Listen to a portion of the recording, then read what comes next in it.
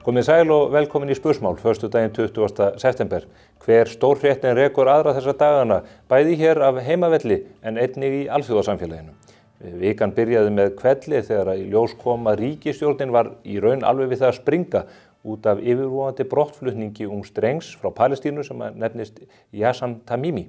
Hann átti að flytja til Madrídar með morgunflugi en ekkert varð af því í kjölfar þess að formaður VG vakti formann Sjálfstæðisflokksins upp með miðjanótt sem aftur vakti dómsmálaráðherrann Guðrúnu Hafsteinsdóttur.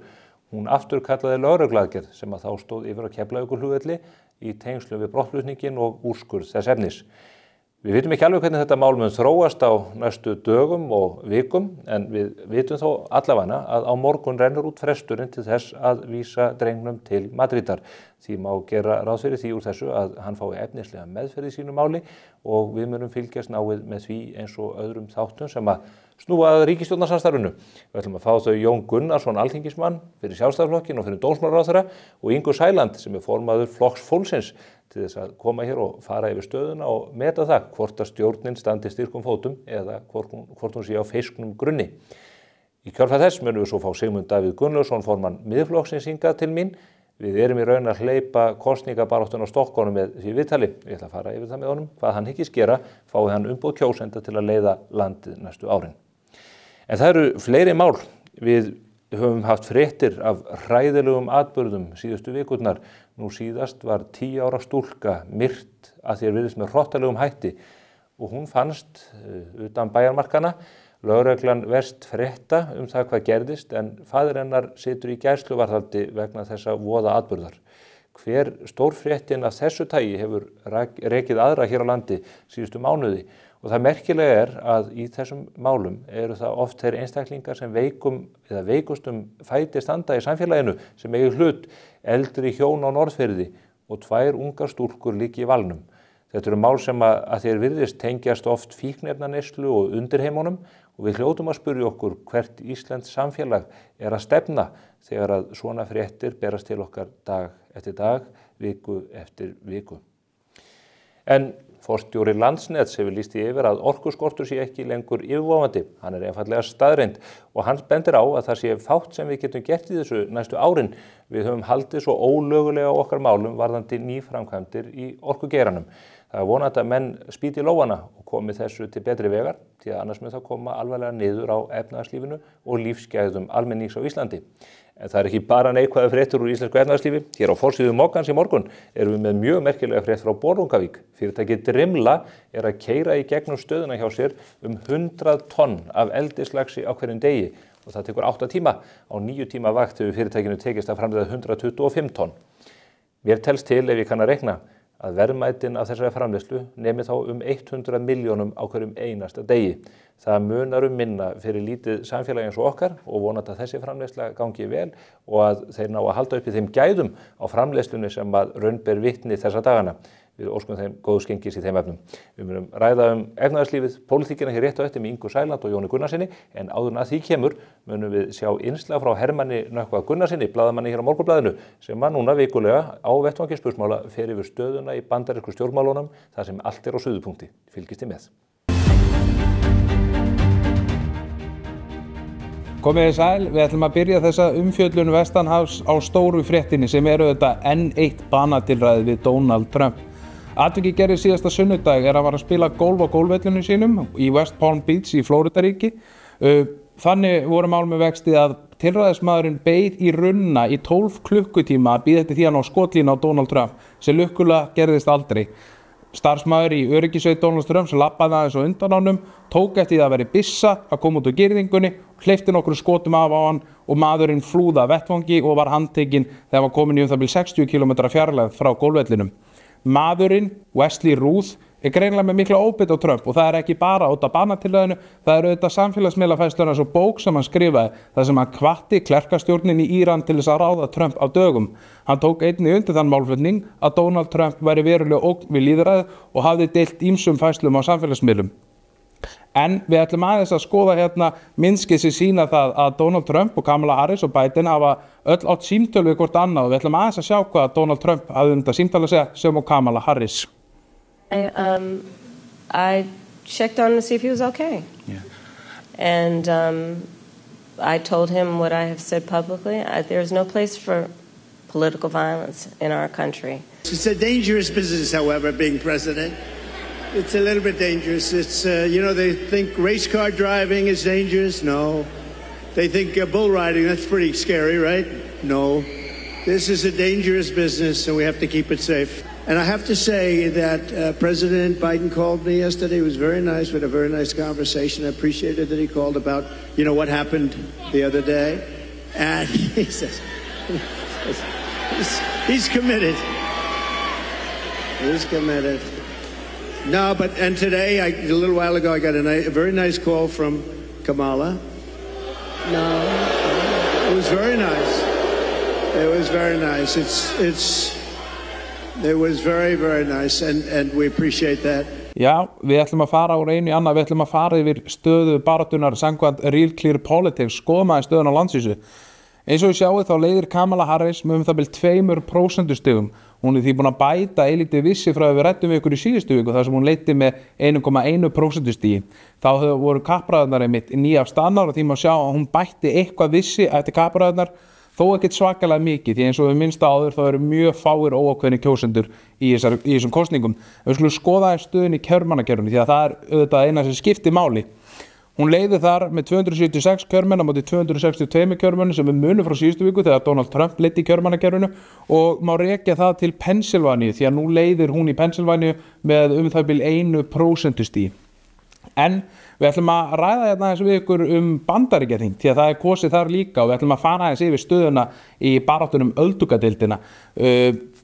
Demokratar leiða svo stöddu í dag með 51 þingmenn, eru með 51 þingmann og republikanar 49 þingmenn, en með við kannanir þá leiða republikanar. Þeir mælast núna með 51 og demokratar 49.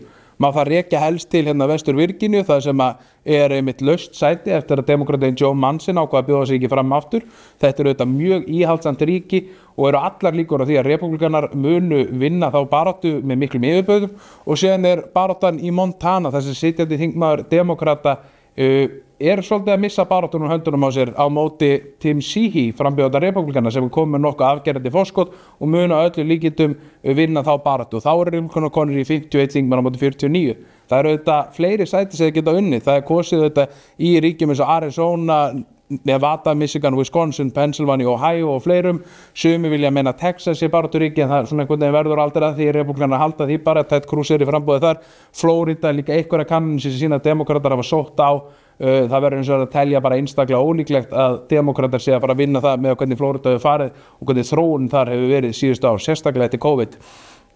En það eru sóknartæki fyrir republikanum til að auka meirihlutann enn frekar og það kannski helst í Ohio sem að ég hvet fólk til að fylgjast með mikinn áhuga á öldungadeildinni því að frambjóðandi republikana Bernie Moreno að skora Sherrod Brown, þingmann demokrata og fyrir nokkrum mánuðum þá leit þetta út eins og Bernie Moreno ætti ekki séns á móti demokratanum. Hins vegar hefur við séð á síðustu vikum og mánuðum að það er að verða minni munur á fylginu að munar ykkur 3% stigum og sjónvarpsauglýsingar voru að hefjast hjá kosningateymi Moreno og má gera ráð fyrir að þær muni hafa áhrif eins og allur annar boðskapur á vegum kosningabaráttunnar. Þannig ég held að það verður mjög spennandi að fylgjast með og ég tala nú ekki bara einfaldlega það að Donald Trump líklegast að vinna þetta ríki með 10+ stigum. Þannig að það á eftir að auka fylgi Moreno mættilega eitthvað. En við ætlum ekki að hafa þetta lengra sinni, við munum ræða við ykkur í framtíðinu mögulega eins og fulltrúadeildina, hvernig staðan þar. Það spennandi barátta líka. Takk fyrir áorðið. Já, þetta eru sannarlega ótrúlega tíðindi frá Bandaríkjunum og það verður að segja eins og að þetta eins og með margt annað í samfélaginu í dag. Maður eiginlega trúir því ekki að maður lifir þá tíma þegar að forseti Bandaríkjanna fyrrverandi stendur frammi fyrir mordtilræðum oftar en einu sinni í þessari kosningabaráttu. En við ætlum að færa umræðuna hingað heim. Þau eru komin hingað til mín Jón Gunnarsson og Inga Sæland og við ætlum að taka stöðuna á fréttum vikunar næsta hálftíman eða svo. Velkomin bæði tvö. Takk fyrir það. Ég var nú að nefna þessa stöðum eftir þetta ágæta innlegg sem Hermann Nökkvi var með fyrir í þættinum en við erum að horfa upp á ofbeldisöldu svo víða. Það núna þessi átök fyrir botni Miðjarðarhafs, við þekkjum stríð með Úkraínu. Hér heima flæða yfir okkur fréttir af morðum, vopnaburði, skipulagðri glæpastarfsemi. Lögreglustjórinn á Suðurnesjum í viðtali þennan morguninn og segir að það sé glabrað að halda ekki óþjóðalýð frá landinu. Inga, erum við að missa tökin hérna með þessar fréttir, öll þessi morð?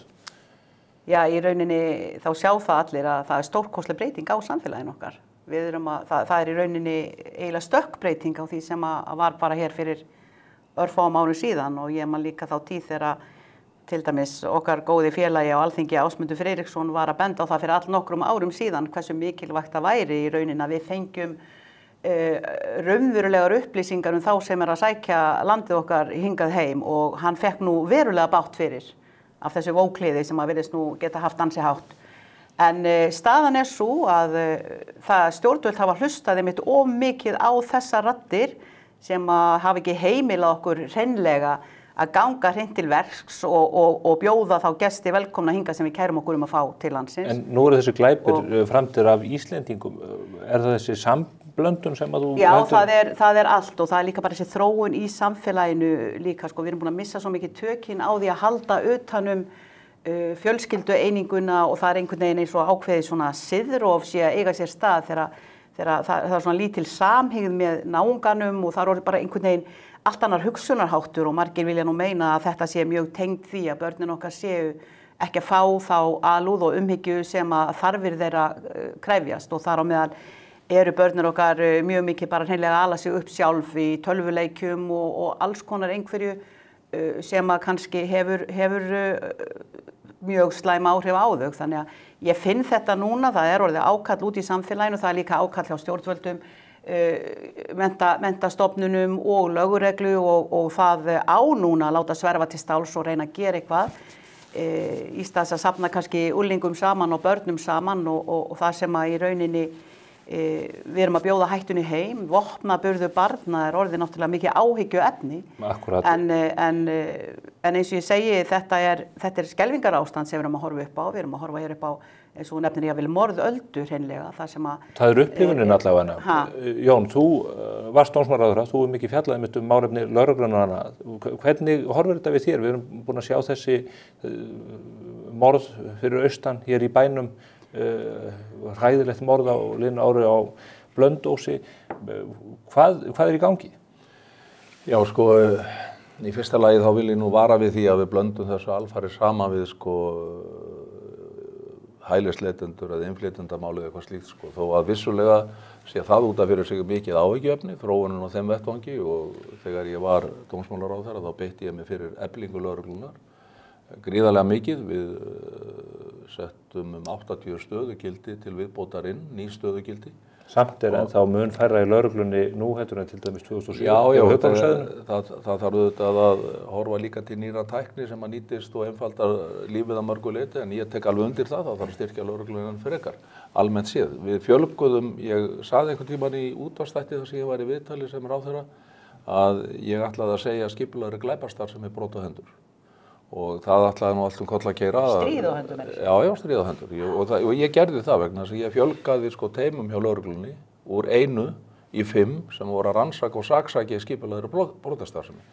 Og þarna þurfum við að gera miklu betur. Við fjölguðum líka í þeim teimum sem að greina þessa nútíma tækni, síma, tölvur og allt þetta sem tekur langan tíma. Og við höfum gert þetta stór átaki þessu. Er þetta að skila árangur? Þetta er að skila sér en fólk verður líka átt að segja á því að þetta er langklaup. Vegna þess að bara þessi stóru mál sem við höfum orðið vitnað og hafa verið upplýst með góðum árangri, að þau eru að taka kannski í rannsókn yfir 2 ár. Og þetta eru teymi sem að loka sig bara af, eru jafnvel ekkert inn á lögreglustöðum, þau bara loka sig á sérstökum stöðum, eru með að beita allir nútíma tækni í rannsóknum. Þetta er eitt atriði, grafalvarlegt og ég sagði það bara ítrekað. Hér verðum við að stíga fast niður fæti vegna þess að þetta mun hafa verulega slæm áhrif á Íslands samfélag til framtíðar og við erum vön því að búa í öruggu samfélagi og við þurfum að tryggja það áfram. Svo er þetta ástand sem við erum að horfa upp á, hvað getum við sagt hjá landanum, þróunina sem er að verða, allur þessi hnífaburður hjá ungu fólki, ofbeldi, vaxandi morð, ég vil nú taka undir með Grími Grímssyni yfir lögregluþjóni þar sem að hann svo sem vara við því að við séum að draga ályktanir af því að það sé einhver alda í gangi þó að við lendum í þessum alvarlegu atburðum svona mörgum núna á þessu ári, 7 atburðum, að þá kannski auðvitað setur það okkur í einhverja stöðu og við þurfum að bregðast við en við skulum vona að þetta þróist nú til betri vegar. En hitt annað, sko, hvað það sem að valda þessu síðurofi sem að Inga kallaði eða þessum breytingum í íslensku samfélagi. Bara við hér, kannski á svona aðeins ykkur kynslóðinni, sko, munum alveg tímana tvenni í þessu. Ég var að rifja það upp með félögum mínum daginn, sko, þegar maður var í sveitinni í gamla daga, þá var nú slegist á sveitaböllunum, sko, en að maður lagðist, að þá var bara algjörlega óskrifuð regla, þú sparkar aldrei í liggjandi mann. Þetta horfið úr íslensku samfélagi og maður velti fyrir sér hvað þetta. Ég meina, við erum þjóð sem kristin í grunninn, við erum alin upp eldri kynslóðir, miðlungs og eldri kynslóðir í þessu landi á grundvelli kristinna gilda. Þetta hefur með skipulögðum hætti fræðsla á þessu vettvangi, þar sem verið að fræða okkur samkenndina, láta okkur vinna í samkenndinni, láta okkur læra fyrirgefninguna og kærleikann. Þetta hefur allt verið tekið út úr íslensku skólakerfi og það með ekki einu sinni vera litlu jólin, sko. Og nú ber ég virðingu fyrir öðrum trúarbrögðum, þetta hefur ekkert með það að gera, sko, en það hefur orðið ákveðið rof í þessari fræðslu inn í yngri kynslóðir sem að koma inn núna. Í fermingabörnum og svona, þú veist að prestar segja manni það, þetta bara allt önnur nálgun, það allt önnur þekking og tilfinning heldur var hér fyrir nokkurum árum. Ég held að þetta sé til umhugsunar ásamt mörgu öðru, ég held að sé engin ein patentlausn í þessu, en ég hef svolítið stoppað við þetta atriði. Þetta áhugaður punktur. Mér langar til að taka þetta með þingið þess áfram, Inga, vegna þess að það talaði eflingu löggæslunnar. Við höfum séð lögð fyrir þingið frumvörp auknar rannsóknarheimildir, lögreglun og annað. Þetta alltaf stoppað. Ekki flokki fólksins það nokkuð ljóst, við höfum alltaf staðið með því. En útskýrðu fyrir mér, af hverju ekki meirihluti fyrir því í þinginu að styrkja löggæsluna þegar við horfum upp á þessi viðfangsefni sem að hún að takast á við? Maður hugsar meðal annars í þessum atburðum til lögreglumannanna sem að þurfa að standa í þessum aðstæðum. Já, sko, þegar þú segir af hverju ekki meirihluti fyrir því í þinginu. Já. Ég verð nú að segja það þrátt fyrir að vera nú kannski viðurkennt frekar hávær, að þá geti nú ekki stýrt og stjórnast í öðrum flokkum. Þannig að þú nú eiginlega að spyrja þá. Ég hef náttúrulega reynt að segja þeim bara komið allir til mín og þá reddum við þessu. En staðreyndin svo að 2018 til dæmis, þá langar mig að nefna það, þá gaf skýrsla, mér minnir að vera 2018, þegar lögreglan hefur gefið reglulega út skýrslu og verið að gera úttekt á í rauninni breytingu og hvernig staðan í samfélaginu. Þá fengum við fulltrúa ríkislögreglustjóra til okkar á þingflokksfund, fjalla þessa skýrslu sem sýndi fram á 9 skipulagða hópa skipulagðrar glæpastarfsemi sem þeir voru búin að kortleggja og þeir vissu af. Og þegar ég spurði fyrirgefið, eru þið ekki lögreglan? Af hverju farið þið ekki bara og hreinsið þetta út? Af hverju bara vaðið ekki í verkið sem lögregla og þurrkið þetta af kortinu? Það vegna þess að við höfum ekki getu, burði og mannskap til þess. Og þrátt fyrir það að ég ætla nú að hrósa Jóni fyrir það að hann hefur nú reynt að berjast eins og rjúpa við staurinn, því að hann hefði í rauninni gert mun meira ef hann hefði haft umboð til þess. Þá í raun og veru þurfum við að gera svo miklu meira vegna þess að okkur að fjölga það mikið og það hratt, við erum bara stökkbreytast á örfáum árum. Fangelsin yfir fulla, það geta maður sem að lögreglan sé að 28% af öllum sem sitja hér í fangelsi eru útlendingar. Og við skulum bara tala íslensku þegar Jón segir að við getum ekkert verið endilega að blanda öllu þessu saman við hælisleitendur og annað slíkt. Það ekki það sem við erum að gera. En það samt sem á þessi fjölmenning sem við erum að takast á við núna, hún algjörlega að ryðja okkur koll. Við höfum ekki haft neina burði til þess að takast á við svona gífurlegan fjölda og svona mikinn vöxt, enda sýna allir innviðir það. Við erum að bögglast hér og berjast hér. Hvað viltu gera? Ég hef náttúrulega sagt fyrir löngu síðan að Ísland uppselt hvað lítur að því að koma með fleiri hælisleitendur. Það uppselt.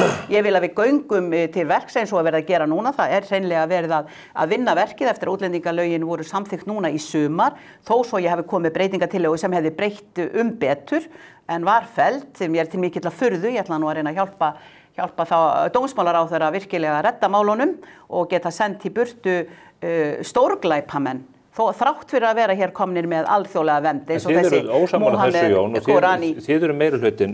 Ég vísa aftur í viðtali við lögreglustjórinn á Suðurnesjum. Þeir hafa ekki verkfærin til þess að fá til þess farþegarlista. Hér streymir fólkin í landið og lögreglan getur ekki mónitora það hver á koma hingað. Það er rétt. Hvernig stendur á þessu? Sko, það alveg rétt, við höfum ekki náð í gegn alla leið í því að skerpa á þessum reglum og þeim verkfærum sem að lögreglan vill. Ég hefði vilja geta gengið lengra í þeim efnum.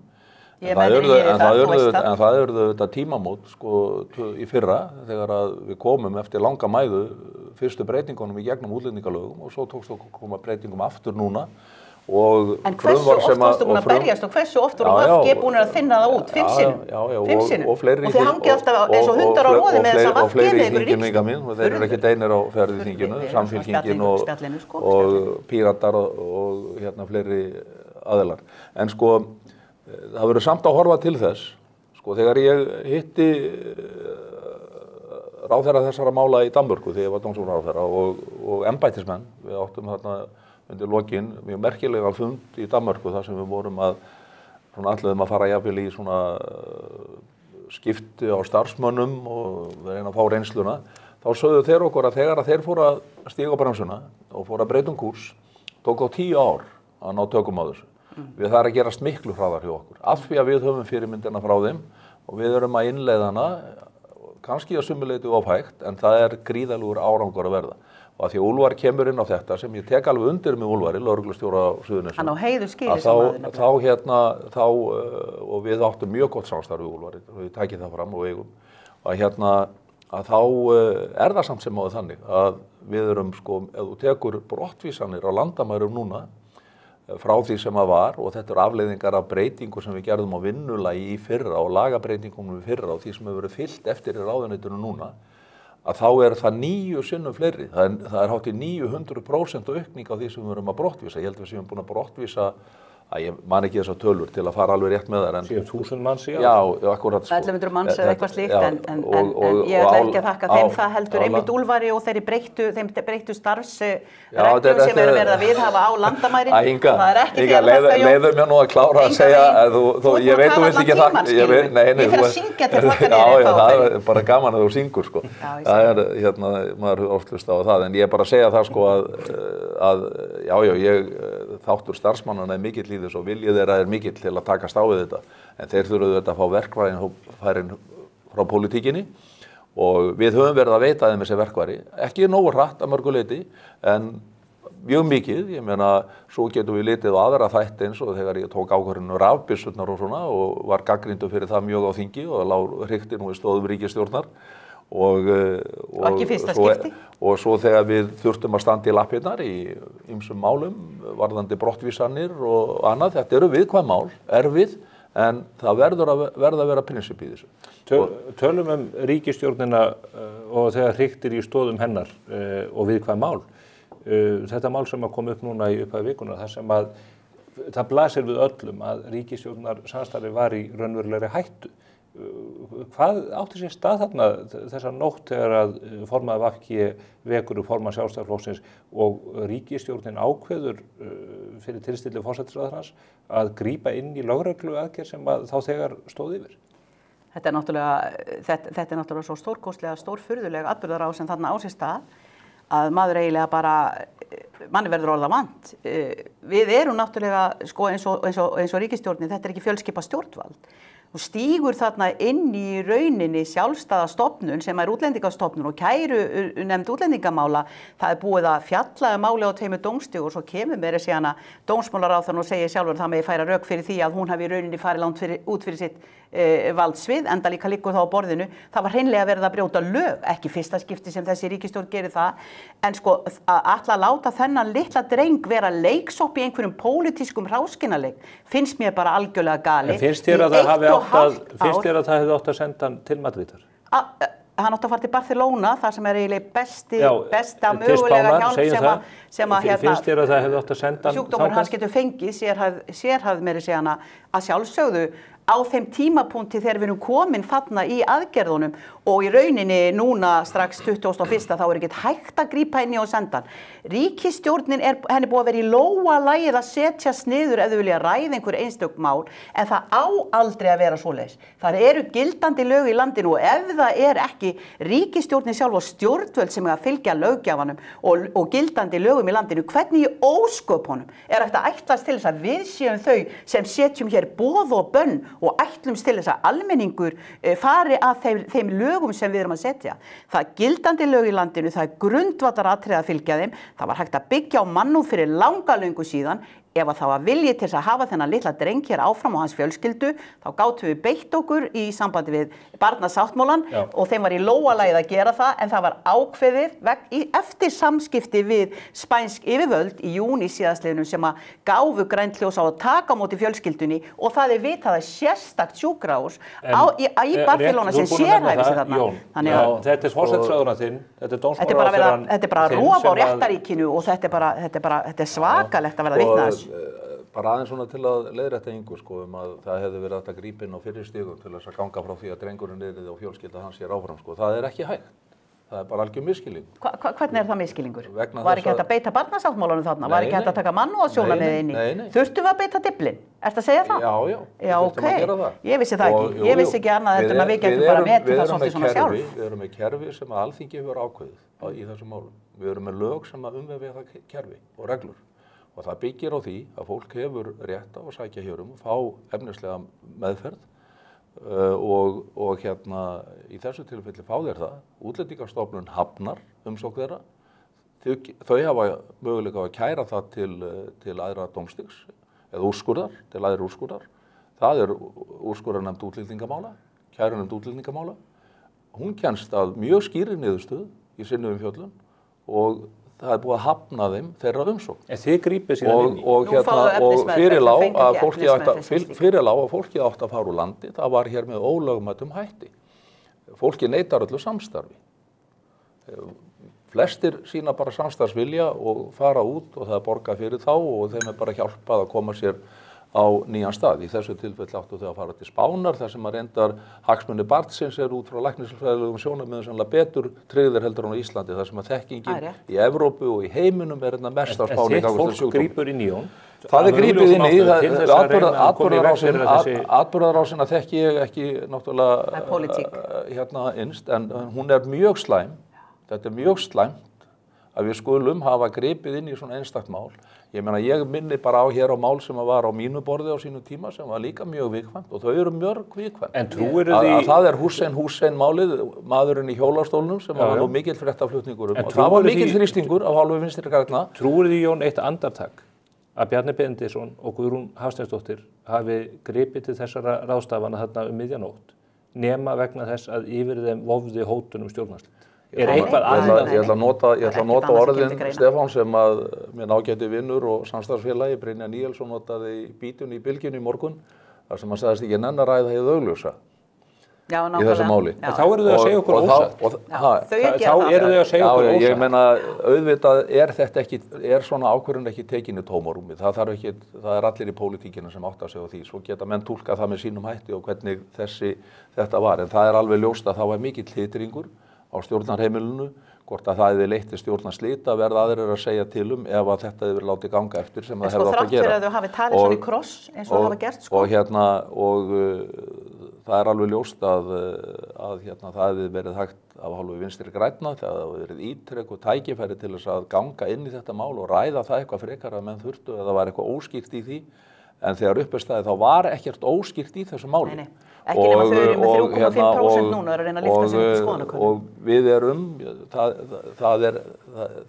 við erum ekki í góðri stöðu með trúveruleika í þessu málaflokki eftir þessa uppákoma. Er Sjálfstæðisflokkurinn laskaður eftir þetta mál?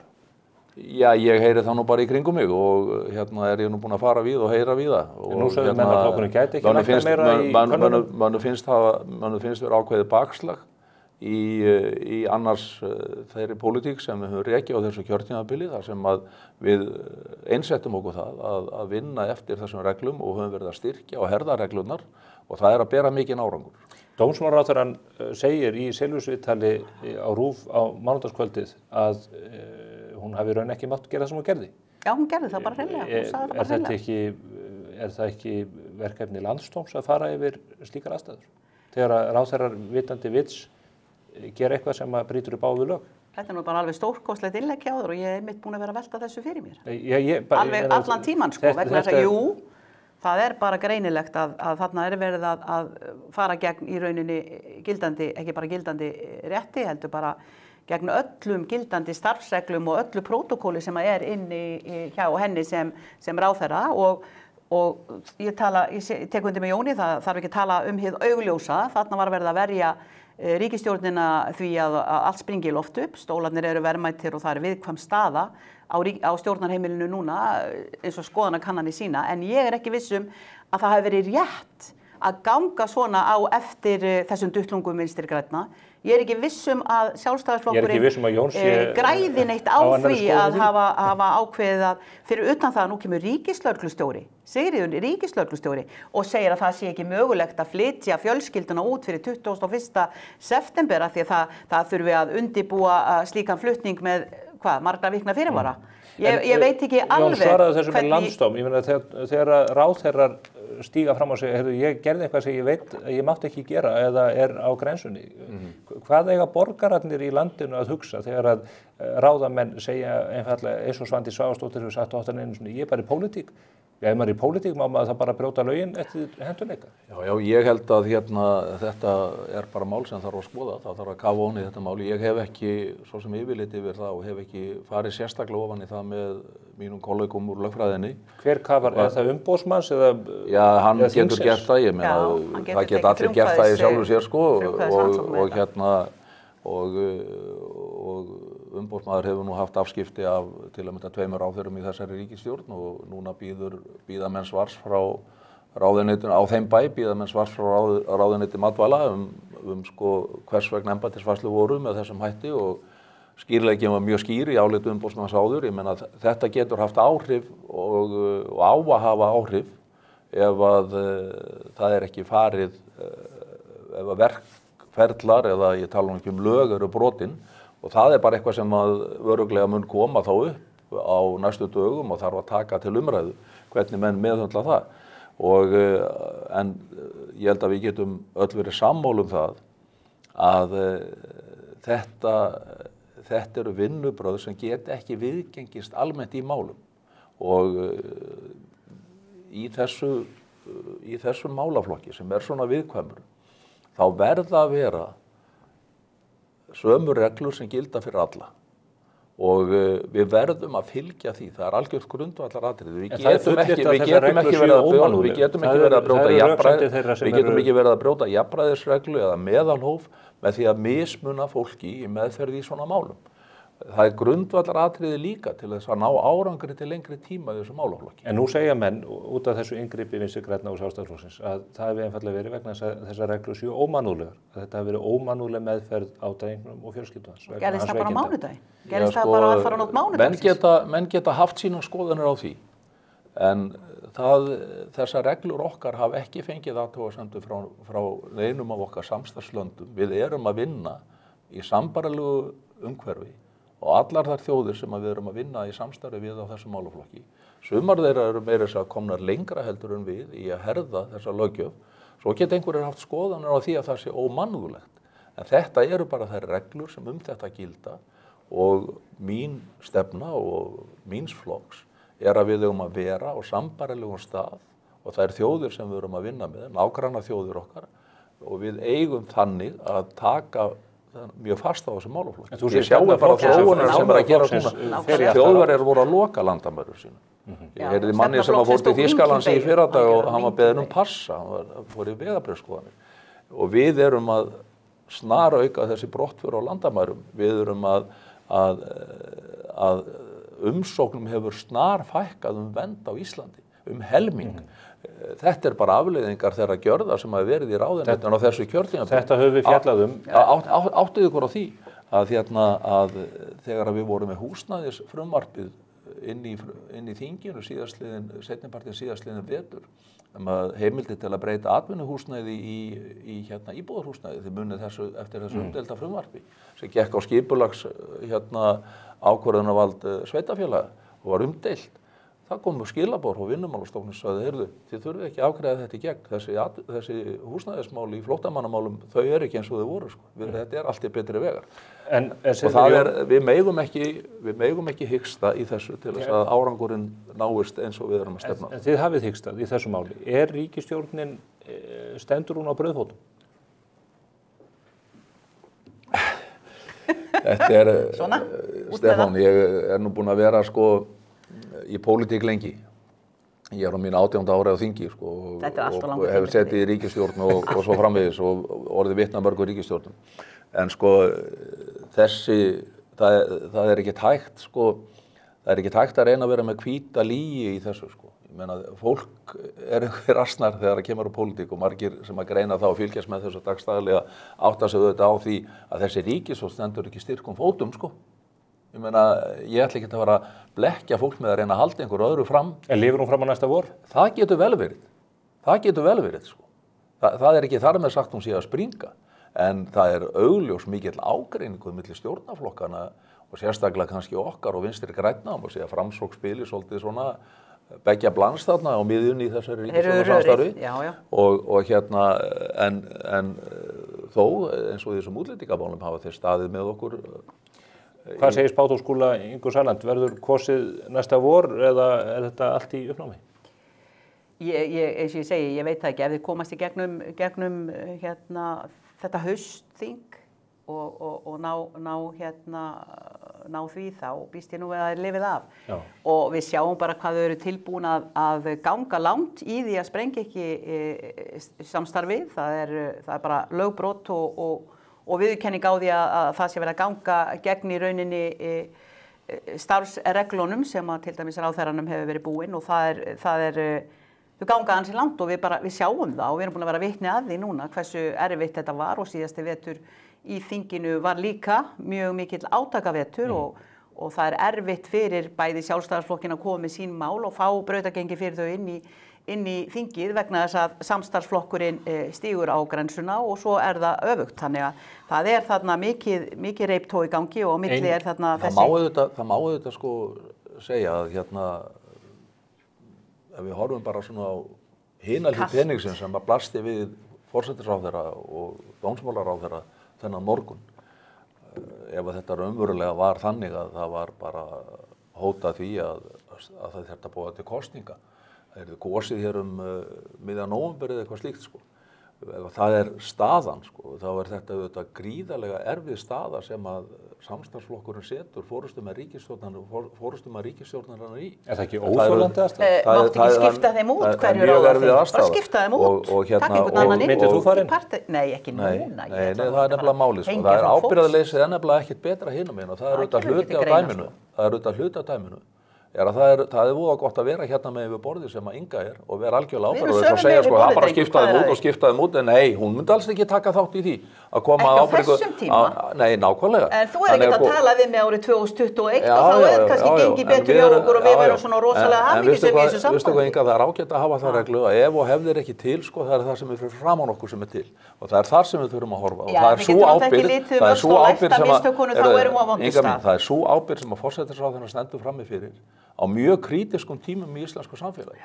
Eða hvaða afleiðingar gæti það haft að við færum hér í algjörlega pólitíska upplausn. Svo getum við alveg sagt orðað það þannig ef að þetta er staðan sko, sem að mér finnst blasa við að þessi ákvörðun er ekki tekin í einhverju tómarúmi. Ég meina það sjá það allir sem fylgjast með pólitíka eitthvað mikið hefur gengið á. En þetta er auðvitað þar sem að er þessi staða sem að forsætisráðherrann er settur í og dómsmálaráðherra sem tekur þessa ákvörðun. Mér langar aðeins að fá aðeins að segja hérna eitt orð því að þetta er nú búin að vera svona mikið einsmannsfundur hérna hjá okkur að Jón Gunnarsson er algjörlega bara búin að vera með munnræp allan tíman en allavega nú ætlum ég aðeins að fá að segja þetta. Við sáum hvernig Svandís Svavarsdóttir talaði við stefnuræðu forsætisráðherra. Það var engu líkara en hún hafði bara alls ekkert verið í ríkisstjórn í 7 ár.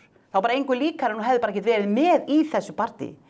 Þannig að við sjáum að það sem er að gerast hjá þeim og hún ætlar að fara í gömlu kommaræturnar og reyna að ná til sín þeim sem að hafa í rauninni yfirgefið þetta sökkvandi fley og hún mun verða næsti formaður og hún talaði skýrt líka í 10:13 á mánudagskvöldið. Það var engum blöðum það að fletta. Ætlar hún í formannsslag í VG? Hún? Já. Svandís, hún er að fara að verða forma, það liggur á borðinu. Það er ekki næst ekki greina. Þá ætla ég að fá að spyrja, vegna þess að það skiptir líka máli, Jón. Það er mikið verið að velta þessu brotthvarfi Bjarna Benediktssonar úr stjórnmálunum. Hann er farin að tala þannig að það virkar eins og að það blasir við á landsfundi í febrúar. Þitt nafn hefur verið nefnt að einhverju leyti núna sem mögulegur kandidat í í formanninn. Kemur til greina af þinni hálfu að taka hans slag í febrúar ef Bjarni ákveður að söðlum? Ég sko, menn eru náttúrulega alltaf í pólitík til þess að axla ábyrgð og slíkt sko. Svaraðu þessu bara hreint og ekki koma með þessa ræðu. Jú, ég kem með þessa rullu vegna þess að ég ætla bara að segja það sko, að ég hef verið eins og menn vita, mjög ákveðin stuðningsmaður Bjarna Benediktssonar og tekið þátt í allir þeir orðarhið sem á honum hefur duðni sem formaður sem á sér nú ekki fordæmi.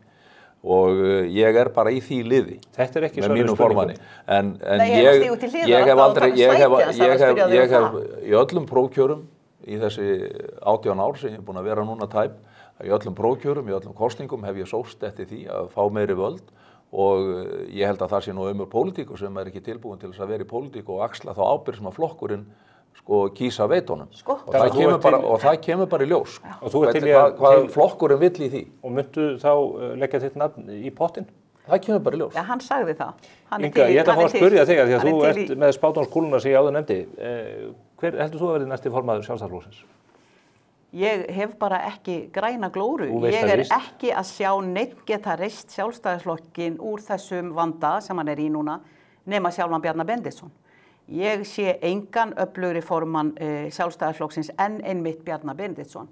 Þannig að ég held að samstarf þeirra með þessum kommunistum í 7 ár sé í rauninni það sem svo blóðtaka sem að Sjálfstæðisflokkurinn einmitt að lenda í núna en það enginn sem getur reist að mínu viti sem getur reist Fönix úr öxkunni nema Bjarni sjálfur. Þetta eru kallað kveðið til þín Jón?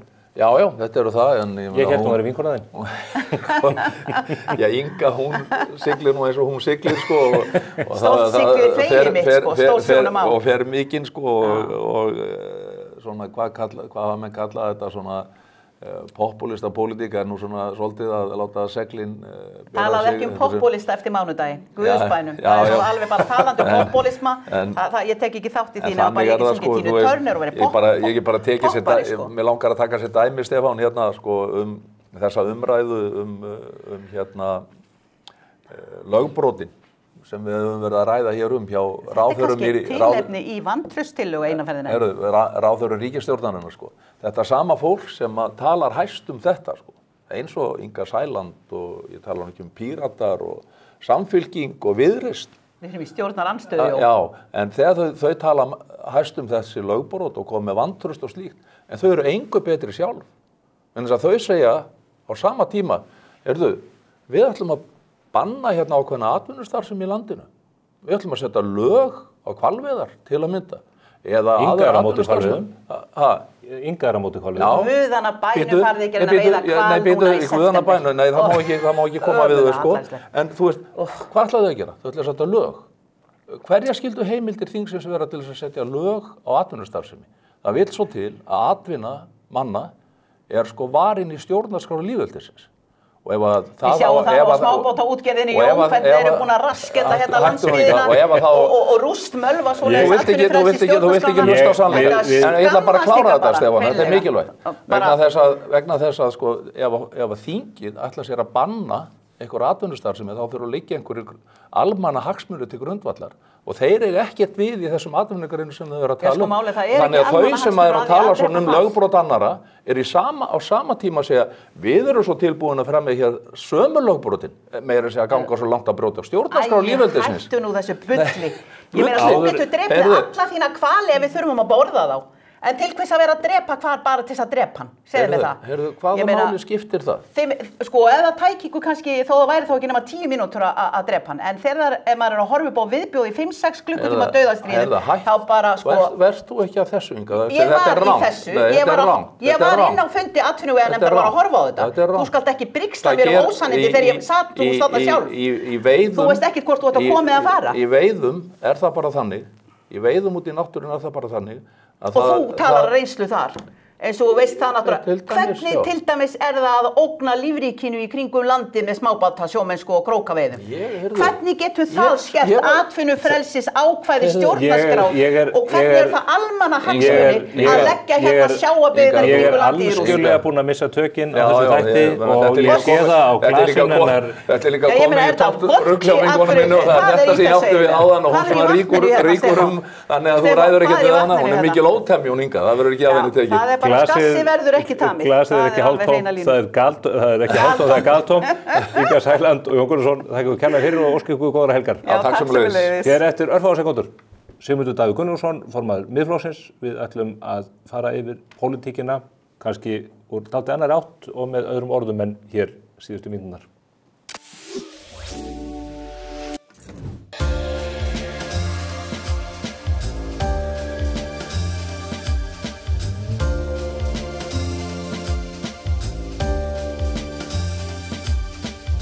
Herragarðurinn klæðir þig vel. Komið sæl að nýju. Hingað í setti til mín er kominn Sigmundur Davíð Gunnlaugsson, formaður Miðflokksins. Flokkur hans fer með himinskautum að sagt er í skoðanakönnunum og er að mælast jafnvel hærri en Sjálfstæðisflokkurinn. Það þarf ekki einu svona að ræða framsókn í því sambandi en það er flokkur sem hann stýrði hér á árum áður. Blessaður Sigmundur, velkomin á svæðið. Takk fyrir. Þessi stjórn virðist nú ekki geta sprungið, en menn er að velta fyrir sig hvort það verði kosningar í vor eða í haust. Við þurfum að fara yfir þá eftir. En mér langar til að bara spyrja þig hreint út, bara kjósendana vegna. Því ég held að kosningabaráttan sé að hefjast með þessu viðtali hér. Ef að þú færð umboð til þess að sitja í ríkisstjórn, jafnvel leiða ríkisstjórn á næsta kjörtímabili, hvað er það fyrsta sem að þú munt grípa til? Hver eru fyrstu verkefnin og mest aðkallandi? Ný ríkisstjórn mun þurfa að ná tökum á ríkisfjármálunum vegna þess að þau hafa áhrif á allt hitt. Þau hafa gríðarlega áhrif á verðbólguna eins og við höfum séð og þar á leiðandi vextina, á möguleika fólks á að eignast húsnæði. Þau hafa áhrif á allt í samfélaginu. Af því að á endanum þá þarf fólk að borga. Almenningur, skattgreiðendur þurfa að borga ef að ríkið er ekki með halla. Þess að ný ríkisstjórn þarf að hafa hugrekki til þess strax í upphafi að skila hallalausum fjárlögum, byrja að greiða niður skuldir, fara betur með þá peninga sem að eitt er. Til dæmis í þessi mikilvæga kerfi okkar eins og heilbrigðiskerfi og menntakerfið, þar þarf að nýta peningana betur. Þeir hafa ekki nýst nógu vel, við höfum ekki náð þrátt fyrir gríðarlega aukning útgjalda í heilbrigðiskerfið, við höfum ekkert náð að stytta biðlistana að gera þetta betra. Menntakerfið er náttúrulega orðið frægt fyrir sérstaklega grunnskólakerfið, að vera hugsanlega það dýrasta í heimi og skila næst minnstum árangri í Evrópu. En ríkisstjórnin núna stefnir á að skila 41 milljarðs halla á fjárlögunum á næsta ári. Já. Er það ekki ásættanlegt? Hefðu þú einhverja lausnir, einhver svör við því hvernig væri hægt að skila ríkissjóði hallalausum árið 2025? Já, það er margt sem að við getum þurft að segja eins og Milei afuera og láta víkja, láta það fara. En svo er það hitt líka og það má ekki líta fram hjá því hversu miklu máli það skiptir að fara betur með þá peninga sem að ríkið setur í ákveðin verkefni.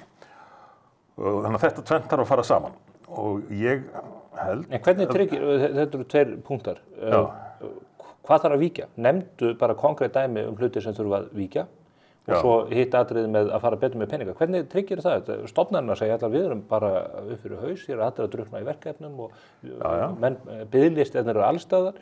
Það tekur 6 vikur að fá ökuskírteini og reyndar ekki hægt að fá ökuskírteini núna fyrir næsta ári. Þeir telja nú að hreinlega það vanti meiri peninga og fleiri starfsmenn. Já, þá þurfa stjórnvöld bara að þora að segja við stjórnendur þessara stofnana að annarkvort náðir árangri að fara betur með peningana, endur skoði hvernig þeir vinna hlutina eða það þurfi nýja stjórnendur. Og það er bara eðlilegt, teldist eðlilegt í almennum fyrirtækjarekstri að ef að menn eigið alltaf meira og meiri peningum og fá minna og minna fyrir, að þá annarkvort þurfa þeir að taka sig á eða það þurfa einhverja nýja til þess að fara yfir það. Auðvitað þekkjum við það að það er orðið mjög erfitt að reka opinbera starfsmenn, en það getur alveg þurft að til að ná þeim árangri sem þarf að ná fyrir allan almenning. Þurft að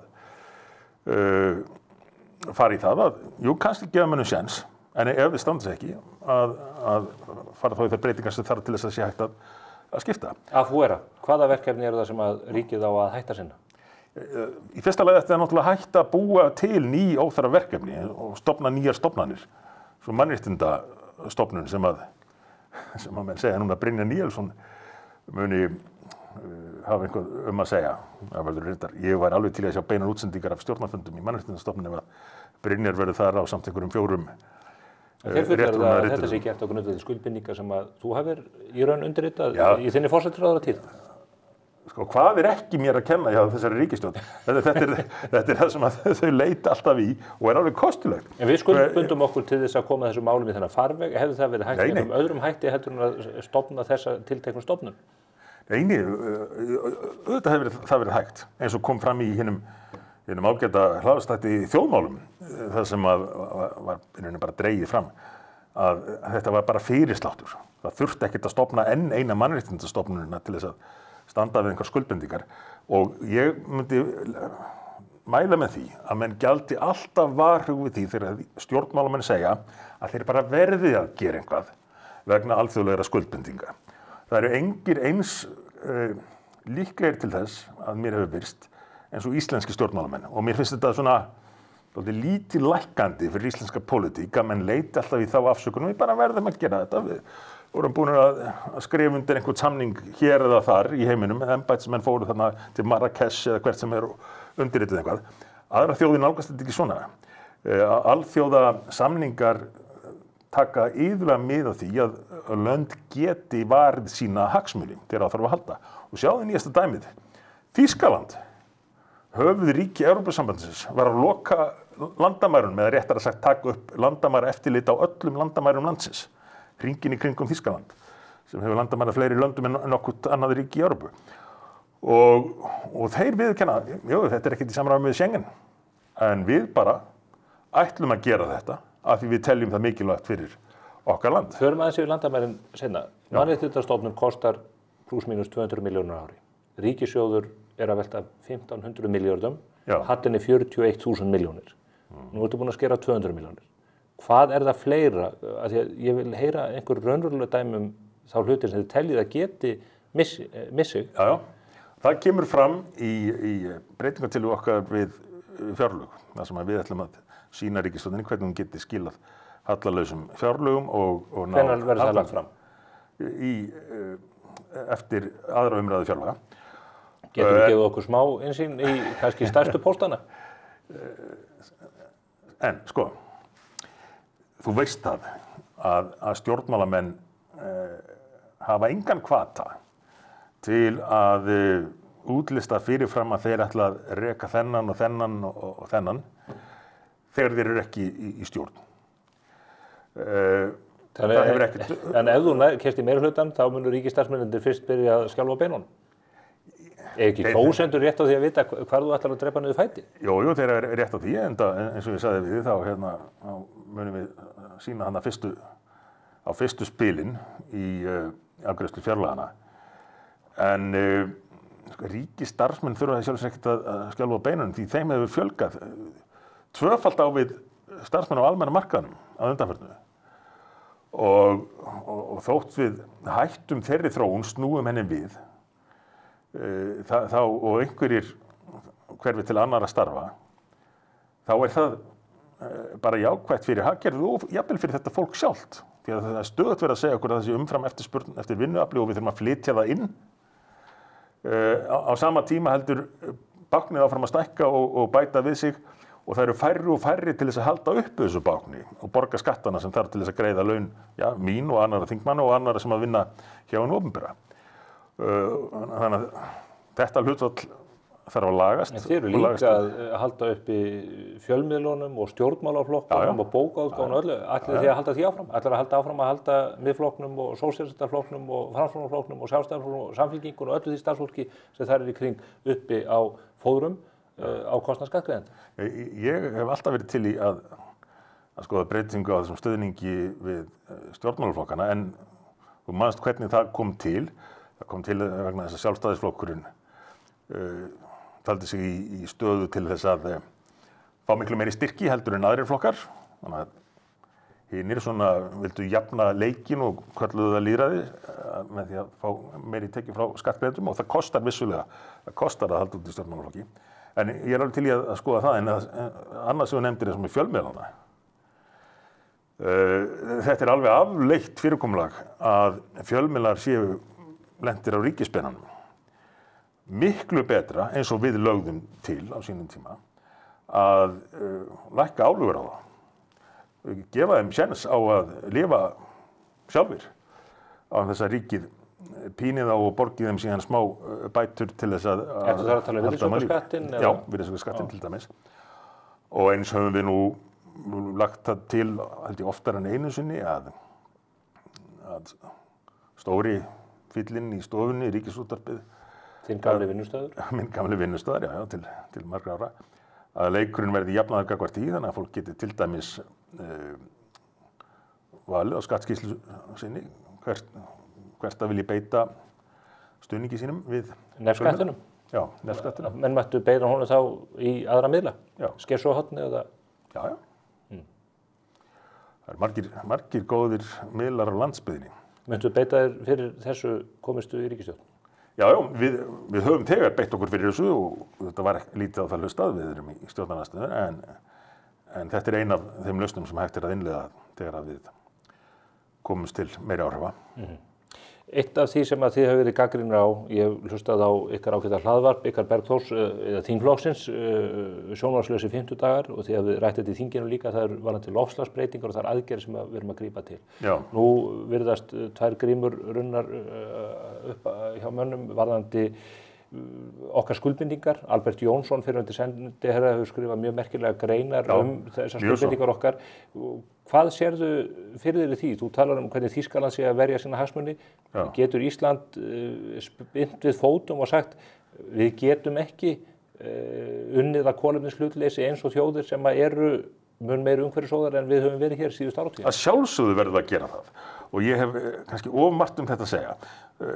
Fyrsta ræðan mín á fyrsta flokksþingi Miðflokksins 2017 snerist eingöngu umhverfis- og loftslagsmálin vegna þess að þessi málaflokkur svo lýsandi fyrir víðari vanda í stjórnmálum, þessa yfirboðsmennsku og ákvarðanir sem eru teknar ekki út frá innihaldinu eða raunverulegum áhrifum heldur til að sýnast.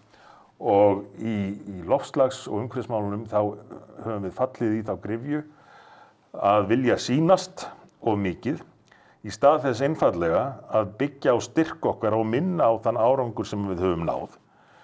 Og að, við munum halda áfram að vinna í því að verða umhverfisvænni, en leggjum ekki á okkur nýjar kvaðir fyrir en aðrar þjóðir hafa náð meiri árangri. Og þú sér það hvað til dæmis Kína og Indland eru farin að hafa mikil áhrif á losunina sem eykst og eykst.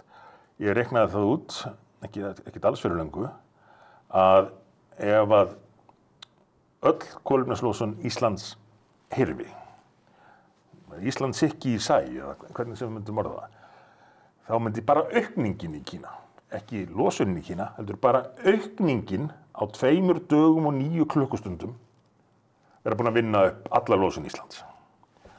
Og það setur hlutina kannski aðeins í samhengi, en einnig þessi fáránlega nálgun eins og þegar menn eru að tala fyrir því að loka jafnvel álverum til þess að draga úr losun Íslands. Hver þið afleiðingin af því álverum lokað á Íslandi? Þau, eins og álver sem hefur verið lokað í Evrópu og í Kanada og Bandaríkjunum, myndi bara flytjast til Kína. Það sem að losunin 9 eða 10 sinnum meiri. En þessar kvaðir sem að menn kvenka sér undan núna, Albert Jónsson hefur nefnt og fleiri, Morgunblaðið hefur fjallað í forystu greinum og öðru, byggja á Parísarsamkomulaginu sem að halda fram, já. Jú, og það samkomulag sem að undirritað á sín tíma var í undirbúningi og í raun frágengið undir forystu eða á þeim tíma þegar þú ert í forystu ríkisstjórnar. Af hverju á árunum 2013 til 2016-17 af hverju beittur þér ekki fyrir því að við myndum losna þá undan þessum ósanngjarna klafa sem að þú hefur gert að umtalsefni? Já, þetta eitt og annað að segja. En þannig að nefna aðra sögu af svona 3-4 go-to sögum sjálfstæðismanna til að reyna að kenna mér allar sínar eigin ófarir. Þetta eru góða sögur.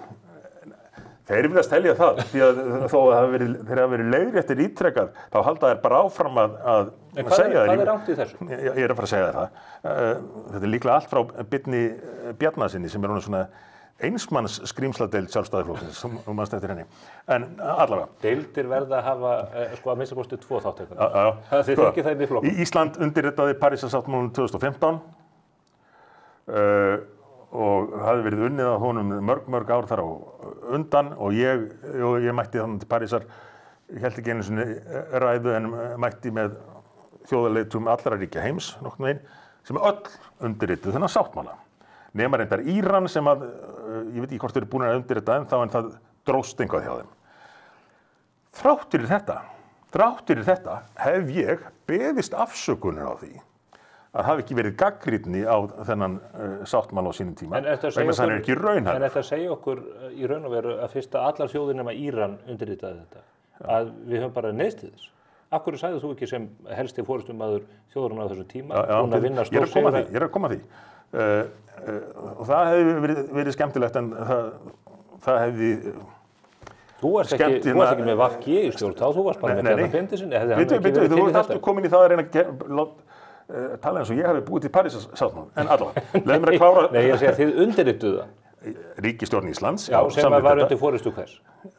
Undir forystu minni og með dyggum stuðningi Sjálfstæðisflokksins sem að vildi fyrir alla muni að Ísland gerði sitt í þessu. En allavega, aðalatriðið með Parísarsáttmálann, sem að eins og ég segi, allar þjóðir undirrituðu og það hefði verið svolítið sérstakt að Ísland hefði skorið sig eitt úr, hugsanlega með Íran.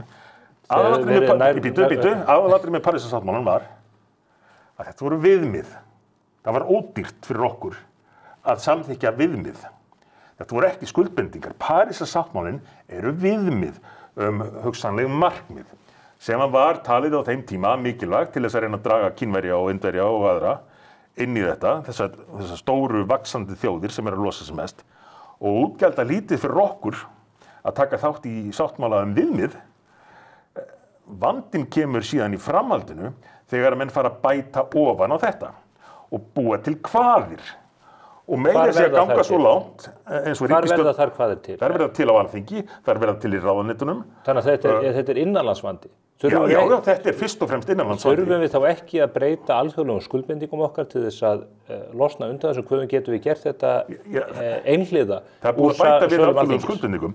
Sko, ég gerði nú miklar athugasemdir við þá síðasta kjörtímabili þegar þessi ríkisstjórn var farin að elta loftslagsstefnu Evrópusambandsins og fyrst þrætti forsætisráðherrann fyrir það og var hálfs ár að ég var að saka um þetta, svo reyndar fyrir og eftir státaðu sig af því að ekki aðeins vera elta Evrópusambandið, heldur að toppa það í sínum kvöðum og skuldbindingum. Og Alþingi, meiri hluti þess, gekk meira þess að svo langt að lögfesta markmið í loftslagsmálum sem sko fullkomlega galið.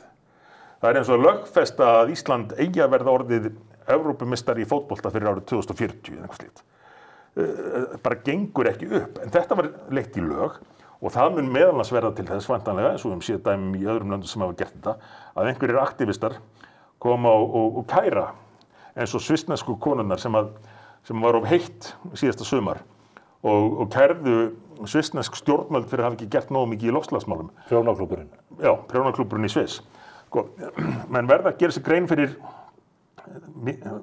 aðgreiningunni á því að lýsa við einhverjum markmiðum þar sem Ísland náttúrulega er þegar búið að ná meiri árangri en nokkurt annað ríki, eða það að fara síðan í framhaldinu að nota eins og Parísarsáttmálann og stefnu Evrópusambandsins sem ekki bara afsökun fyrir því að innleiða hér nýjar kvaðir, heldur sem hvata til þess að ganga lengra en allir aðrir. En ef ég skilði rétt, þú studdir þá viðmið í París sem þú hafðir ekki áhuga á að standa við.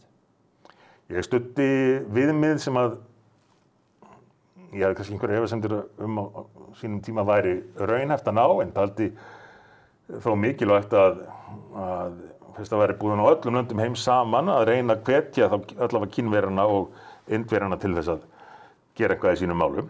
En eftir það, fyrir mörgum mánuðum síðan, þá lýsti ég því að á sínum tíma hefði maður líklega átt að vera gagnrýnni á þetta. Ég er ekki að segja að Íslendingar hefði átt að vera einir í því að greiða atkvæði gegn Parísarsáttmálanum. Það hefði átt verulegar afleiðingar fyrir samskipti okkar við önnur lönd og allt það, en það var ódýrt að vera með af því að þetta voru viðmið. En samt tók ég fram og baðst afsökunar því að hafa ekki verið grimmari í því að útskýra þetta gengur ekki alveg upp, þetta mun ekki virka. Talandi hörku, þið hafið í Miðflokknum líka verið mjög einarðir í umræðunni innflytjendamál og flóttamannamál og þann vanda sem við höfum staðið frammi fyrir þar. Já. Jón Gunnarsson var hér áðan að ræða við okkur og benda á það að við erum búin að brottvísa yfir 1000 manns frá landinu í ár. Umsóknir alþjóðlega vernd hafa minnkað mjög drastískt. Er þingið búið að ná tökum á landamærum Íslands? Nei, langt í frá. Jú, það við dregið úr umsóknum aðalega vegna þess að fyrst og fremst vegna þess að Útlendingastofnun eða kærunefndin sá að sér, myndi ég segja, varðandi það að opna bara landið fyrir öllum sem vildu koma frá Venezuela. Þannig að það hefur nú mest áhrif. En það getur auðvitað breyst hvenær sem er. Því að á meðan að útlendingalögunum er ekki breytt, þá getur stofnunin eða nefndin tekið upp á því til dæmis að segja ástandið í Bangladesh er þannig að allir sem koma þaðan eiga að fá hæli á Íslandi. Það er bara tímabundin lausn sem að stafaði af ákvörðun innan þessara stofnunar. En svo er það hitt að fjöldinn sem að hingað er að koma er ennþá slíkur að við ráðum ekkert við það og það er ekki hvað síst fólk frá löndum sem að stundum hefur átt erfiðara með að aðlagast samfélagunum sem það kemur til. Þannig að við vorum kannski á 10 metra dýpi í fyrra. En við erum ennþá á 5 metra dýpi og við þurfum að fara að koma upp til að anda því að það er ekkert mikill tími til að ná andanum. Hvað er þér á það? Hvað getum við tekið á móti mörgum hér á ári hverju? Frá 1995 til 2019, út frá, bara var litið til kvóta flóttamanna sem voru eiginlega einu flóttamanninni sem hingað komu lengst af. Þar til að nýju útlendingalögin voru sett. Þá vorum við að taka á móti 24 einstaklingum að meðaltali á ári. Og það var bara nokkuð góð sátt það og við lögðum metnaði að taka vel á móti því fólki sem við býðum til landsins, veita því mikla þjónustu, húsnæði, styrki, heilbrigðisþjónustu, menntun og allt þetta.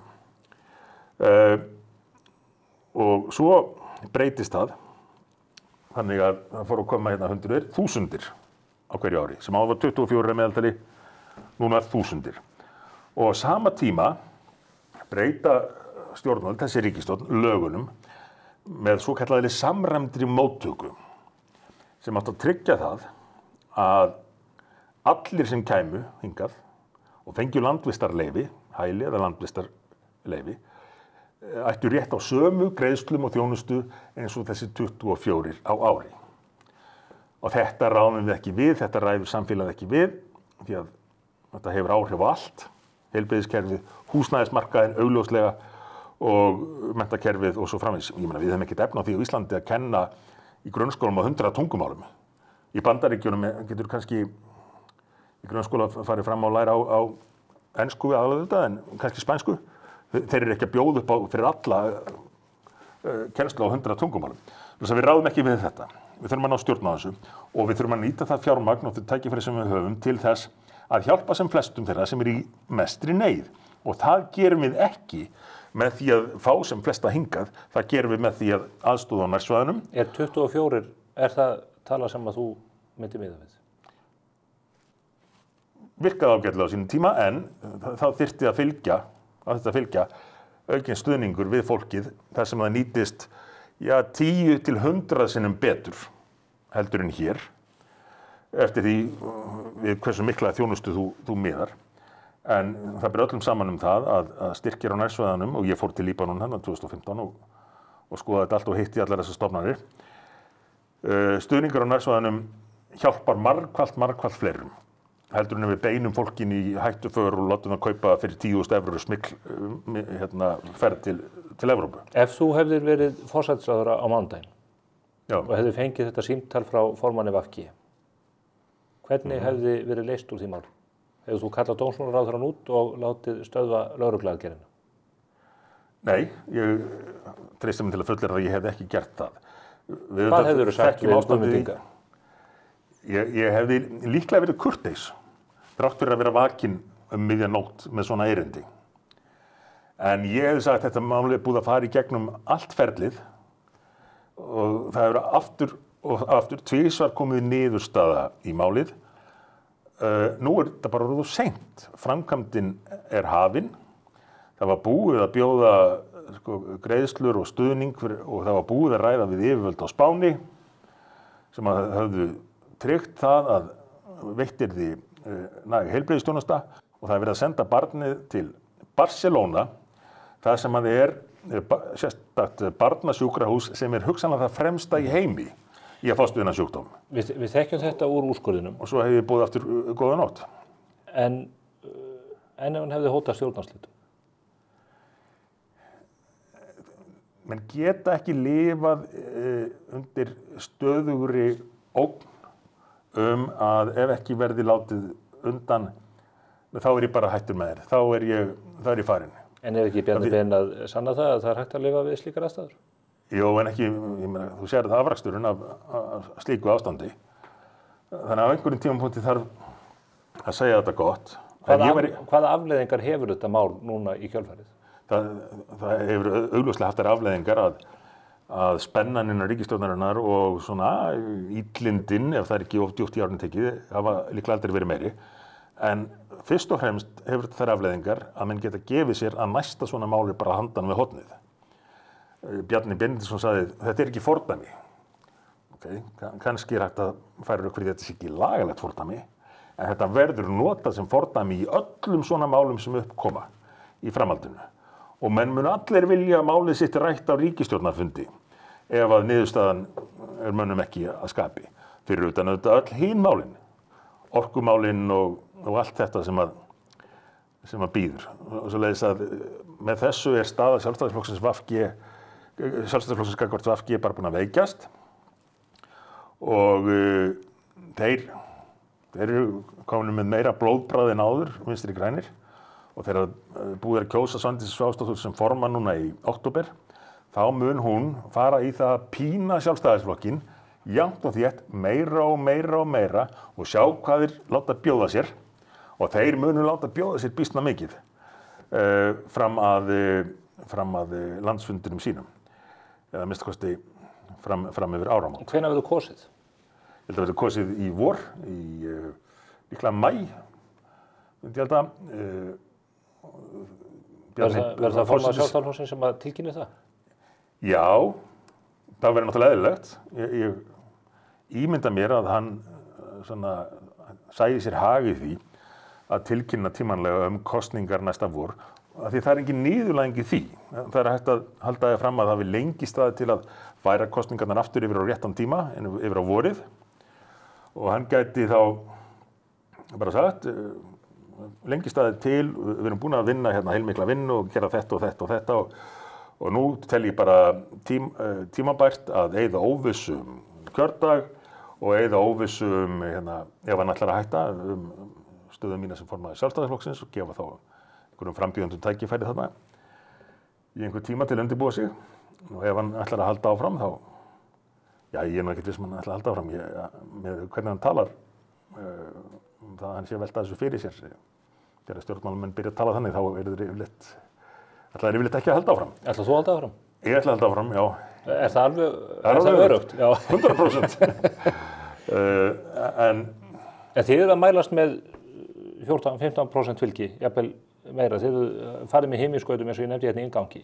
Þið eru 2 þingmenn Miðflokksins, þú og Bergþór Ólason.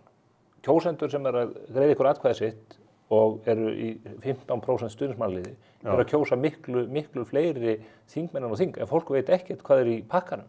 Hvenær getur þú sem formaður Miðflokksins sýnt á spilin með það hvaða förunautar verða förunautar hingsins á næsta kjörtímabili?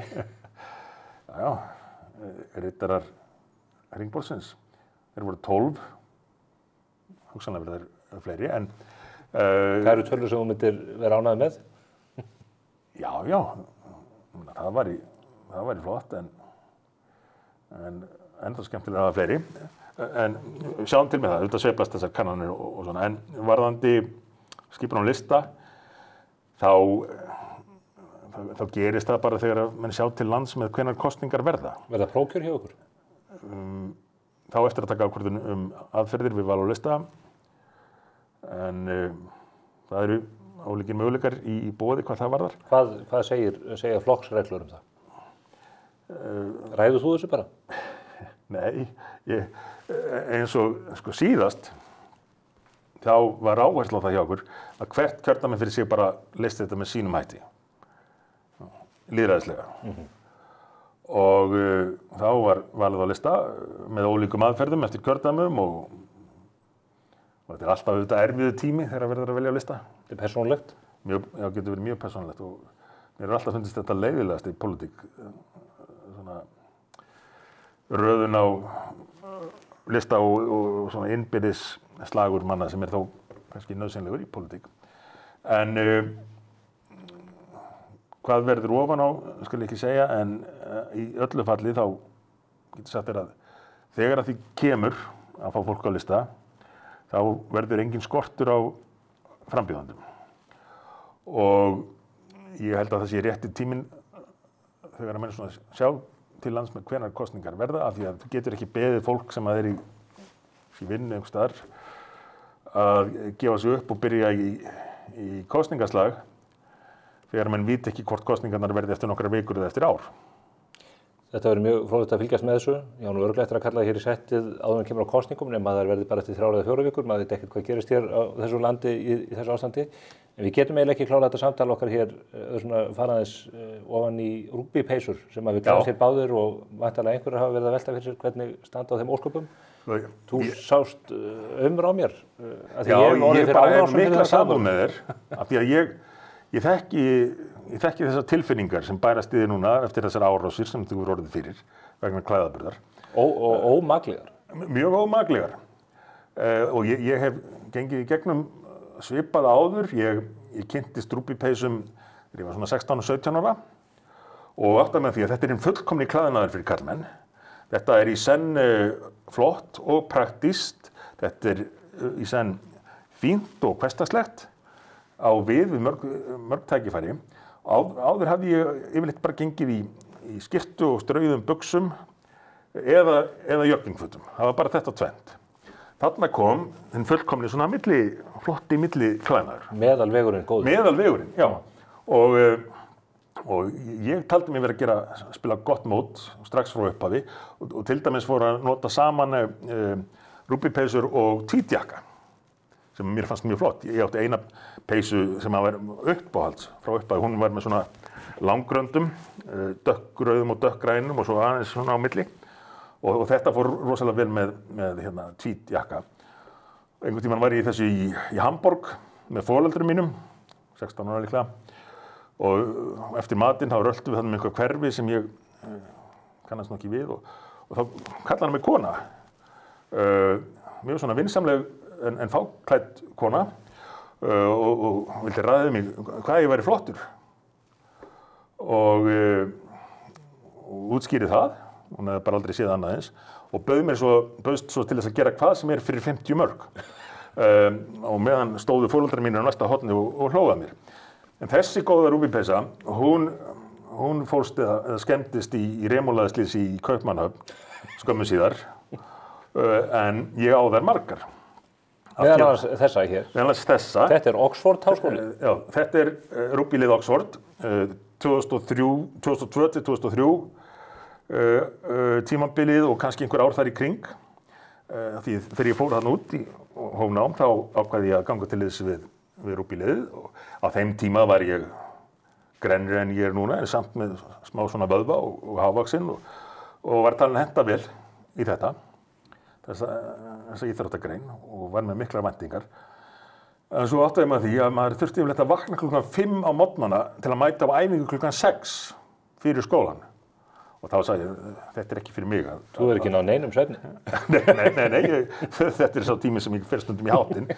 Og þannig ég sagði, í staðinn þá verði ég bara tryggur stuðningsmaður ykkar og hef verið það síðan. Og átt frá þeim þessar fínu treyjur?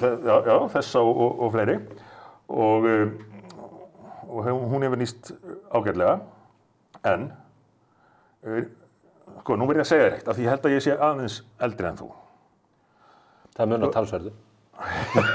Þú verður að gera þig grein fyrir því að konur sjá hlutin ekki alltaf í sama ljósi og við. Þetta er svolítið skrítið, en þegar ég var að eltast við konuna mína, sem síðar varð þá fann ég allar bestu rúbípeysurnar mínar og mætti á hvert deiti af öðru í rúbípeysum. Komst bara því síðar að henni hefði ekki fundist þetta eins flott. Henni fannst þetta eins og stelpunum sem réðust á þig. Bara hallærislegt. Og ef að ekki hefði verið fyrir farsíma sem þá voru komin til sögunar og SMS þá og möguleikin á að eiga samskipti á þess að hittast, þá ekki þessum þetta hefði gengið. En ég samt sammálaður, ég hverf ekkert frá stuðningi við rúbípeysurnar, því að við verðum að standa við það sem við trúum að sé rétt. Þú ert glæsilegur í þinni þverrandóttu, ég kemst reyndar ekki upp með þverrandótt. Það ekki? Nei, ekki núna. Betra að vera í langsum? Já, það nú yfirleitt betra eða einlýst. Þú ert ekki sem vestur sjálfur, sko? Ná, þakka þér fyrir. Og þetta eru bara skilabóð til samfélagi. Þetta eru treyjur sem karlmenn eiga að klæðast og gera það af reisn. Og sína smá samstöðu með þér og mér og öðrum sem að hafa mætt fordómum vegna klæðaburðar fyrir það að hafa klætt sig í þessa flottu og praktísku flík. En sko, þrátt fyrir að þú hefur nú verið með almenn leiðindi við mig hérna eins og þinnir háttur í þessum þáttum. Alls ekki nóg. Þá ætla ég að færa þér gjöf. Nú? Ég nú safnari. Já, ég þekki nokkra slíka. En svo safnara, þá almennt gef ég ekki mín dýrustu djásn. En af því ég finn svo til með þér eftir þessar árásir, þá ætla ég að gera undantekningu þar á og kveðja hér mikinn kostagrip sem að er landsliðstreyja Englands frá því þeir urðu heimsmeistarar í rúbí í fyrsta skipti árið 2003. Ég ætla að afhenda þér þetta svona til að, sýna þér stuðning. Þetta er svakaleg treyja. Þú getur auglýst súrefni í leiðinni eða ef þú vilt þá getur þú sett C og þá er það koltvísýringur. Gjörðu svo vel. Ég kveði nú. En hún fer á gott heimili. Þessi verður borin með mikilli reisn í Garðabænum. Þakka þér fyrir komuna. Takk fyrir mig. Þá er ekki meira á vettvangi spursmála þessa vikuna og kannski sem betur fer. En ég hlakka til að sjá okkur í næstu viku með glóandi þátt íslenska pólitík og íslenskt samfélag. Sjáumst þá.